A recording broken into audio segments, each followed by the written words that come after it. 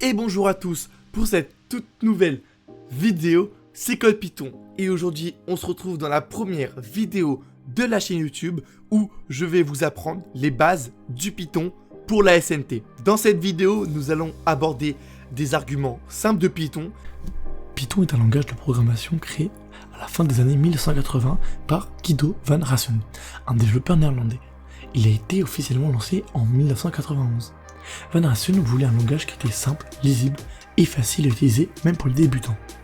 Depuis sa création, Python est devenu très populaire dans le monde car il est utilisé dans de nombreux domaines. Le web, l'intelligence artificielle, la science des données, l'automatisation et les jeux vidéo. Ce qui rend Python si apprécié, c'est qu'il a une syntaxe claire, proche de l'anglais, ce qui permet d'avoir un code très compréhensible. Là, on se retrouve dans un IDE. Un IDE est un logiciel où on peut coder une langue de programmation. Ici, je suis dans un IDE Python qui me permet de coder le Python spécialement. D'abord, nous allons voir le premier argument principal de Python qui est le print Hello World.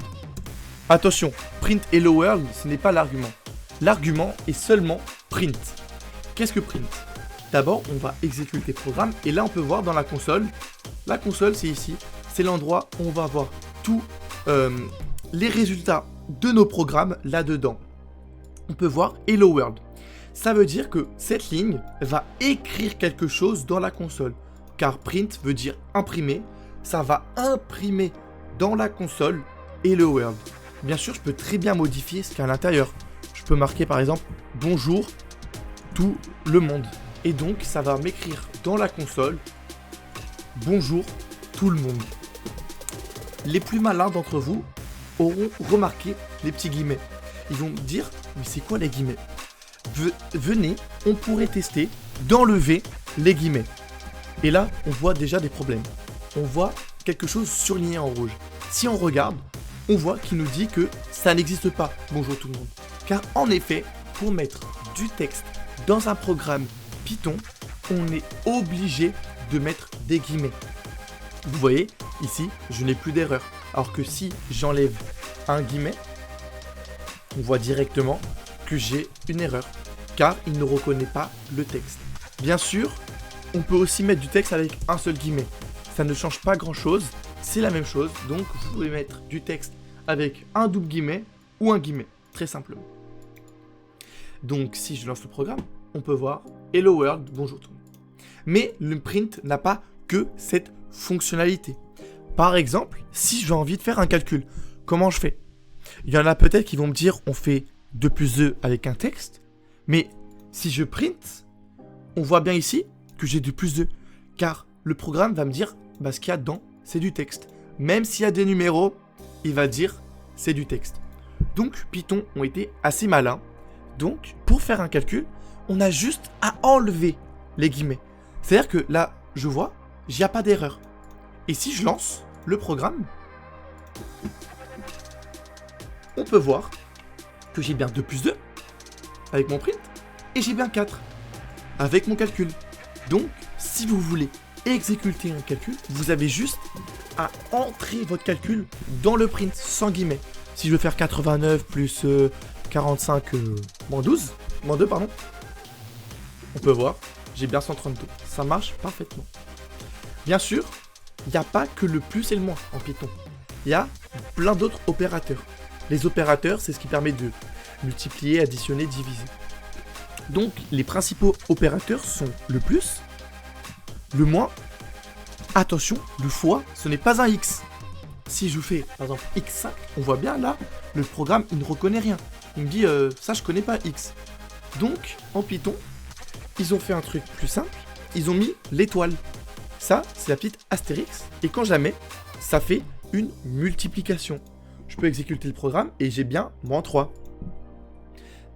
Et pour diviser, c'est un slash. Si vous avez remarqué, il y a 2 slash sur votre ordinateur. Il y a le slash qui part du bas vers la gauche et qui va en haut vers la droite. Et le slash inverse qui va du haut vers la gauche vers le bas à droite. Nous, on ne veut pas ce slash. Là, on peut voir déjà, il y a plein d'erreurs. Or que si on met le slash, aucune erreur, je peux exécuter. Et là, j'ai bien mon résultat 0,75. Parfait. Ça veut dire que là, on peut faire quelque chose un peu plus simple. Voici un calcul simple, 2 points par exemple. Et après, je vais mettre print, un calcul aléatoire que je vais faire, hop, voilà. Et donc, si je lance le programme, voici un calcul simple et j'ai un résultat. Si vous avez vu, regardez ici, je zoome ici, on peut voir que les résultats à virgule sont avec un point et non avec une virgule. Ça veut dire qu'on peut mettre le programme sur une ligne. Là, je peux marquer, par exemple, un calcul en texte et à ce moment-là, je mets une virgule. La virgule va faire en sorte que c'est comme si je repartais d'un print vierge, mais sur la même ligne. Ça veut dire que là, je mets un calcul 2 points et que je mets 5 plus 5, j'ai aucune erreur. Et si je lance, on voit bien un calcul 10. Car en effet, la virgule nous permet de rajouter plusieurs arguments dans un print. Et après, si je veux rajouter un calcul, 7 x 9, et que je veux remettre du texte, si je zoome, j'ai bien un calcul, 5 plus 5, 10, 7 moins 8, moins 1. Donc, vous pouvez mettre du coup ça dans la même ligne que ce print, ce qui nous permet d'économiser de la place. Donc, si j'exécute, on peut voir que j'ai bien sur la même ligne. Ça peut permettre de faire des choses un peu plus complexes. Mais en Python, on a aussi les variables. Mais ça, ce sera dans une prochaine vidéo. Merci d'avoir vu cette vidéo. Si la vidéo vous a plu, n'hésitez pas à vous abonner à la chaîne pour ne rater aucune des vidéos, mettre un commentaire, à partager la vidéo et mettre un like. Merci beaucoup. C'était Code Python.